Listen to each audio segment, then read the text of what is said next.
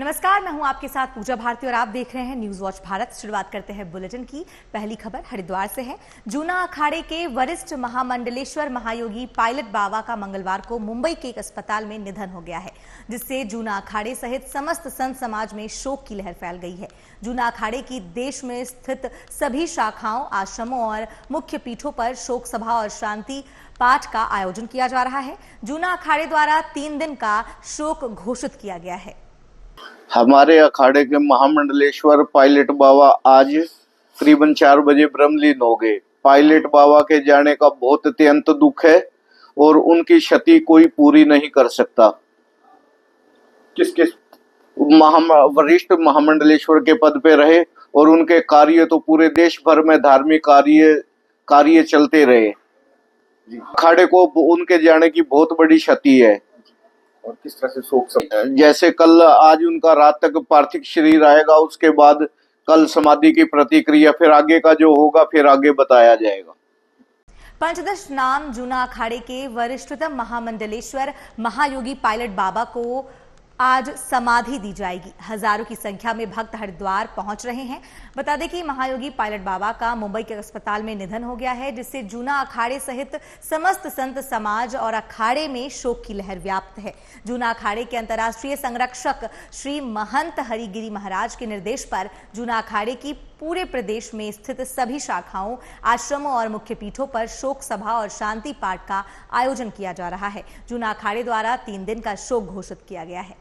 धर्म के लिए बहुत बड़ी क्षति है और हमारे गुरु भाइयों के लिए और शिष्यों के लिए भी बहुत बड़ी क्षति है। हम लोगों के बड़े मार्गदर्शक थे, हमारे वट वृक्ष थे और कहीं भी हम लोग रहते थे तो हमेशा ध्यान रहता था, बल रहता था। गुरुदेव हैं, सभी कार्यों में गुरुदेव का आशीर्वाद हमेशा मिलता था कि पूर्ण हो जाएगा संकल्पों में। तो ये इतनी बड़ी क्षति है, इसको पूर्ति करना बड़ा कठिन काम है। गुरुदेव का तो बड़ा योगदान रहा है सनातन धर्म के लिए और राष्ट्र के लिए। जब हमारे गुरुदेव सेना में थे तो राष्ट्र के लिए लड़ते थे, 3 बार उन्होंने लड़ाई लड़ा और भारत को जीत दिलाया। और जब वह संन्यास लिए और वैराग्य की अवस्था में ऊंच ऊंचाइयों पर हमारे गुरुदेव पहुँचे और हिमालय में तपस्या करते हुए कि 122 देशों में सनातन धर्म के वो प्रचार प्रसार गुरुदेव भगवान करते थे और इतने उनके अनुयायी विदेशों में थे। भारत से भी ज़्यादा अनुयायी उनका विदेशों में थे। इतना उनको लोग प्रेम करते थे, उनके आचार विचार आचरण को। और उनका जो योग विद्याएँ थी, महायोगी थे, वो योग से क्या कर देते थे वह तो हम सिर्फ मीडिया और चैनल के माध्यम से तो नहीं बता सकता हूँ। वो तो जब जहाँ चाहे वो कुछ भी कर सकते थे। वह लीला करते करते अपने जीवन का अंत कर लिए, लेकिन उनके विचार अंत नहीं हुए, शरीर अंत हुए। उनकी आत्मा जीवित है, उनके विचार जीवित है, उनके संस्कार, उनके संकल्प, संस्कृति सब जीवित है। हम लोग उसी को प्रचार प्रसार करते हुए गुरु भाई सब आगे बढ़ाएंगे। सर्वे भवन्तु सुखिनः, सर्वे सन्तु निरामया, सर्वे भद्राणि पश्यन्तु, माँ कश्चित् दुख भाग भवेत्। इस दुख से हमें माँ भगवती साधना शक्ति दे कि हमें ऐसे दुख से सहज पाएँ, क्योंकि भगवान महायोगी जी की साधना करते थे पायलट बाबा, जो बाद में महायोगी नाम से ही जानने लगे, क्योंकि उन्होंने योग को उस स्तर तक योग को जाना, योग के विषय को समझा, फिर पटल पे उतारा, विश्व पटल पर उतारा। 100 देशों से ऊपर लोगों को ज्ञान देना, शिक्षित करना, धर्म के प्रति, योग के प्रति उन्हें आकर्षित करना। देखिए, स्वदेश के साथ साथ में विदेशों के अंदर में भी बाबा जी का अपने आप में एक अभूतपूर्व प्रभाव रहा। पूरे विश्व में जितने भी उनके अनुयायी, उन सभी को ऐसे समय पर भगवान शंकर शक्ति प्रदान करे कि ऐसे असहनीय दुख को वो सह सके। और हम सभी के लिए तो हमारे प्रेरणा स्रोत के साथ साथ में महाराज श्री साधना का एक आभा मंडल छोड़ के गए हम सभी के लिए। आज जहाँ भी स्थानों में जाते हैं, बाबा जी के लेख आप पढ़िए तो उनसे आपको समझ में आएगा उनका व्यक्तित्व और उनकी साधना किस तरीके की रही होगी। तो ये आज वर्तमान समय में ऐसे संतों की आवश्यकता है देश को।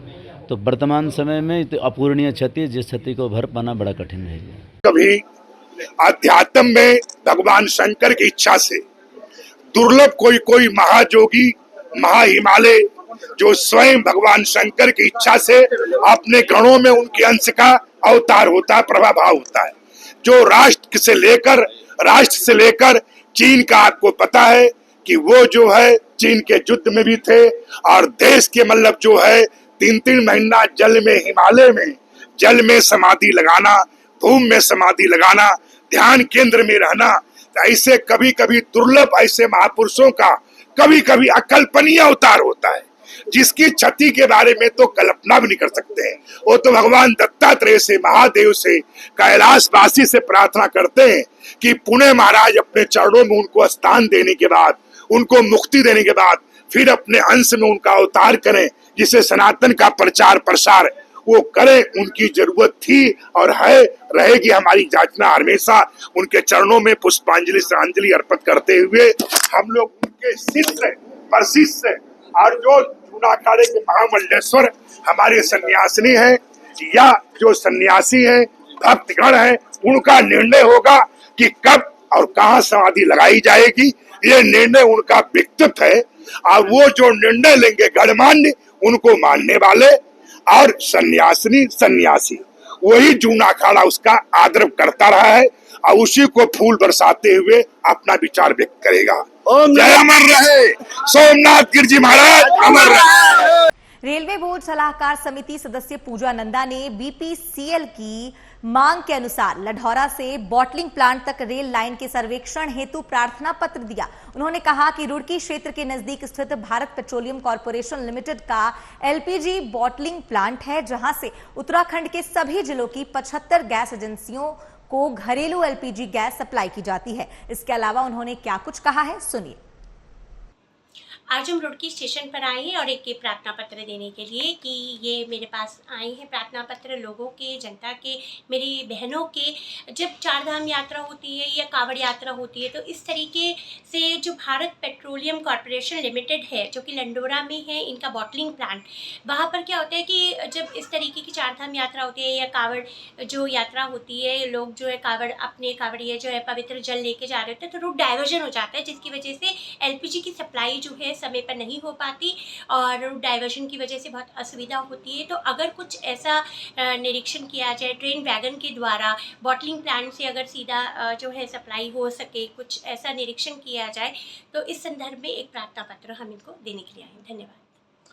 धार्मिक यात्रा पर हरिद्वार पहुंचे बैकुंठ धाम के परमाध्यक्ष स्वामी श्याम सुंदर ने बांग्लादेश में हिंदुओं पर हो रहे अत्याचार की कड़ी निंदा की और केंद्र सरकार से बांग्लादेश के खिलाफ कड़े कदम उठाने की मांग की है। उन्होंने कहा कि बांग्लादेश को आजाद कराने में भारत ने महत्वपूर्ण भूमिका निभाई थी। बांग्लादेश की आजादी वक्त वहां के इस्कॉन मंदिर में कई दिनों तक लोगों की भूख मिटाने का काम किया गया था। उन्होंने और क्या कुछ कहा है, सुनिए। कलकत्ता में जो ये कार्य हुआ ये बहुत जघन्य कार्य है, जो नहीं होना चाहिए, जिसका आक्रोश पूरे भारत में फैल गया और कहीं कहीं हड़तालें भी होने लग गई हैं। डॉक्टर लोग भी हड़तालों में जाने लग गए हैं और इस तरह यदि इसको रोकथाम नहीं की गई तो निसंदेह कि भारत में आक्रोश चारों तरफ फैल जाएगा और हमारा काटने का सवाल हो सकता है। और इसके व्याप पर जो धर्म के शिकारी हैं एक दूसरे के ऊपर कुछ भी कर सकते हैं। क्या मांग करते हैं सरकार इस तरह के दोषियों को सजा? इस हिसाब से करनी है, या तो उनको पकड़ा जाए और मैं तो कहता हूँ ऐसे आदमी को पकड़ के चौराहे पे कत्लेआम करे, चौराहे पे उसको सजा दे, जो पता चले। जेल जाने से कुछ नहीं होता। ममता सरकार की कार्यशैली पर किस तरह देखता है? ममता सरकारी कार्यशैली और सेंट्रली कार्यशैली में डिफर होने का दोनों एक दूसरे पर आरोप लगा रहे हैं, लेकिन मेन रिस्पॉन्सिबल इसकी ममता बनर्जी है। लगातार महिलाओं पर जो इस तरह की हरकतें हैं वो लगातार बढ़ती जा रही हैं। हाँ, तो शायद बाद में ऐसा हो सकता है। इसको रोकथाम करनी चाहिए। यदि स्टेट नहीं करती सेंटर को करनी चाहिए, स्टेट के पास से हट जाना चाहिए, सेंटर को कब्जे करना चाहिए। एसटीएफ उत्तराखंड देहरादून और थाना कोतवाली नगर हरिद्वार की संयुक्त टीम ने संबंधित परीक्षा केंद्र के इर्द गिर्द मुखबिरों का जाल बिछाकर सटीक सूचना पर कारपेंटर की दुकान के पास से 2 संदिग्ध को दबोचा। संदिग्ध से नाम, पता और परीक्षा केंद्र के बाहर खड़े होने का कारण पूछने पर तस्दीक हुआ कि उक्त दोनों संदिग्ध क्रमशः उधम सिंह व अनुपम कुमार थे। पूछताछ में यह भी पता चला कि कथित सॉल्वर को परीक्षा केंद्र में जाकर अन्य परीक्षार्थी के बदले पेपर देना था, जिसके लिए पेपर देने के बाद 4 लाख रुपए और चयन होने के उपरांत 12 लाख रुपए लेने का सौदा तय हुआ था। फिलहाल पुलिस मामले की छानबीन कर रही है। हरिद्वार में 5 दबंगों की दबंगई सामने आई है। सलेमपुर सिडकुल हाईवे पर शनिवार रात करीब 12:30 बजे ढाबा संचालक इमरान से 5 दबंगों ने मारपीट कर 55,000 रुपए लूट लिए। इतना ही नहीं, उन्होंने इमरान के ढाबे में तोड़फोड़ भी की। पूरी घटना सीसीटीवी में कैद हो गई है। कोतवाली रानीपुर पुलिस घटना की जांच पड़ताल में जुट गई है। इमरान 13 तारीख की रात की घटना है सर, 12:30 बजे की। मैं अपने काउंटर पे यहीं था, होटल पे ही। 2 आदमी आके मेरे से सिगरेट मांगी उन्होंने, और मैं उनके चक्कर में लग गया। पीछे से एक काली गाड़ी आके रुकी और उन्होंने डंडे निकाल के पीछे से मेरे सर पे वार करा एकदम, और 30 सेकंड में सब कुछ लूट लाट के यहाँ से चले गए। नहीं सर, मैं किसी को नहीं पहचानता, ना मेरा कोई किसी से कभी कोई बैर है, ना मेरा किसी से कोई मतलब है, ना कि मेरा किसी से झगड़ा हुआ है यहाँ कभी। 12:30 बजे सूचना दी थी, 112 पे फ़ोन करा था, एम्बुलेंस भी आई थी। पुलिस ने मुझे एम्बुलेंस में यहाँ से भेजा और वीडियो कैसेट कैमरे के ले गए, और पुलिस ने फिर सब करा, सब काम तहरीर दे दी अगले। अब वो कार्रवाई कर रहे हैं वो लोग, अभी तो कुछ नहीं बताया सर कि मुझे वो मार देंगे आगे फिर दोबारा। बस मेरा केस को इसे आप उन्हें पकड़े किस तरह भी करके। मैं हाथ जोड़ के प्रशासन से प्रार्थना करता हूँ कि मेरे छोटे छोटे बच्चे हैं और कल को वो मुझे मार भी सकते हैं आगे। आप उन्हें पकड़िए कैसे भी करके और मुझे मेरी जान बचाइए बस। हरिद्वार की रानीपुर कोतवाली क्षेत्र के शिवलोक कॉलोनी में उस समय सनसनी फैल गई जब 3-4 युवक इकट्ठा होकर एक युवक ने हवा में फायरिंग कर दी। अचानक गोली की आवाज से कॉलोनी के लोग घबरा गए और फायरिंग करने वाले युवक तुरंत वहां से फरार हो गए। स्थानीय निवासियों के अनुसार ये घटना वाटर बॉक्स क्षेत्र में घटी, जहां देर रात बाइक पर सवार 3-4 युवक आए और उनमें से एक ने हवा में गोली चला दी। इस घटना के बाद कॉलोनी में दहशत का माहौल है। फिलहाल पुलिस पूरे मामले की जांच कर रही है। डेंगू के बढ़ते खतरे को देखते हुए जिला प्रशासन पूरी तरह अलर्ट हो गया है। जिले भर में जन जागरूकता अभियान चलाए जा रहे हैं। इस संबंध में जानकारी देते हुए जिलाधिकारी धीरज सिंह गर्ब्याल ने बताया कि बरसात के बाद जिले में बड़े पैमाने पर स्वास्थ्य विभाग की टीमें सक्रिय हो गई हैं। ये टीमें घर घर जाकर लोगों को डेंगू के बारे में जागरूक कर रही है और जहां भी डेंगू का लार्वा मिलता है उसे नष्ट करने का कार्य कर रही है।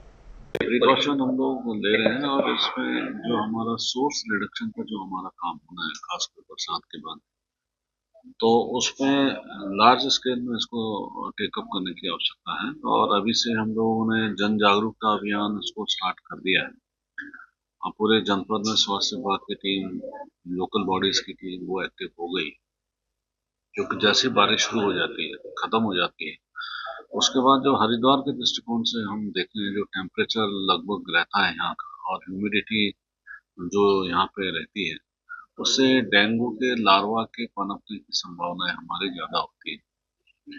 और अगर देहरादून जनपद से हम लोग कंपेयर करते हैं तो देहरादून जनपद में देखें वहाँ पे टेम्परेचर जल्दी से डाउन हो जाता है। अब सितंबर का महीना भी होगा या अक्टूबर का महीना भी होगा तो टेम्परेचर कम हो जाता है, जिसमें लार्वा के बढ़ने की पनपने की संभावना कम हो जाती है। लेकिन चूंकि यहाँ नदी है, गंगा नदी बहती है, यहाँ पे रिवर बहती है, गंगा बहती है, तो यहाँ पे ह्यूमिडिटी ज़्यादा है, तो जिससे यहाँ पे लार्वा के पनपने की संभावना में सितंबर लास्ट अक्टूबर तक भी रहती है। इसलिए भी यहाँ के लोगों को जागरूक करने की जरूरत है। चाहे हरिद्वार शहर की बात करें हम लोग या रोडकी क्षेत्र में जहाँ से पूरा कैनाल सिस्टम हमारा चल रहा है, तो ऐसे क्षेत्र में हम लोग को सोर्स रिडक्शन पे त्वरित कार्रवाई करने की जरूरत है और इसमें हम लोग कर।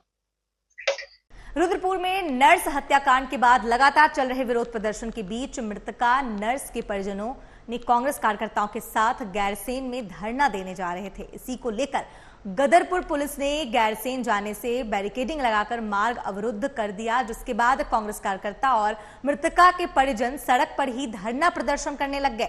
प्रदर्शन कर रहे लोगों का कहना है कि लोकतांत्रिक अधिकार जो उन्हें मिले हैं वो उन्हें विरोध भी करने की इजाजत देता है। मौके पर पहुंचे एसपी क्राइम से वार्ता होने के बाद मामला शांत कराया गया। इसको लेकर उन्होंने क्या कुछ कहा है, सुनिए। बैरिकेडिंग है ये तो जब भी लोग सड़क पर खड़े हुए थे तो उसको एक सुरक्षा की प्रक्रिया लगाई गई। तो बेसिकली इन लोगों के द्वारा जो मांग के सीबीआई मांग के सीबीआई से जांच कराने की, उसके संबंध में इनसे बात की गई कि क्या संतुष्टि के इनके असंतुष्टि के क्या इनके पॉइंट हैं या किस बिंदु पर ये लोग असंतुष्ट नहीं हैं। तो उस बारे में कुछ विशेष इन लोगों ने बताया नहीं। इन्होंने एक जनरल टाइप का बोला कि हम लोग संतुष्ट नहीं हैं और सीबीआई की मांग के लिए हम लोग जाना चाहते हैं और हमारे पास अनुमति है। तो ये इनसे वार्ता की गई और वार्ता के पश्चात ये गई। तो अब क्या ये इनको छोड़ दिया गया? अब हाँ, ये जाने के स्वतंत्र है। ठीक है। जो भी प्रकरण हुआ है उसके संबंध में पुलिस द्वारा विवेचना और किया गया है और कार्रवाई की जा रही है। अरेस्टिंग हो चुकी है और पुलिस विभाग द्वारा उस पर उच्च स्तर से उसकी विवेचना और मॉनिटरिंग की जा रही है। उसके अतिरिक्त जो यहाँ वाली बात है, हमें सूचना मिली थी कि कतिपय लोग यहाँ बैठे हुए हैं तो इस वजह से आए हैं और उसके आधार पर अभी वर्तमान में उनको उठने के लिए कहा जा रहा है और एसपी सिटी साहब भी आ गए हैं, क्योंकि मामला पुलिस से संबंधित है, पुलिस वाले वार्ता कर रहे हैं। आज के बुलेटिन में बस इतना ही। बाकी खबरों के लिए देखते रहिए न्यूज वॉच भारत। नमस्कार।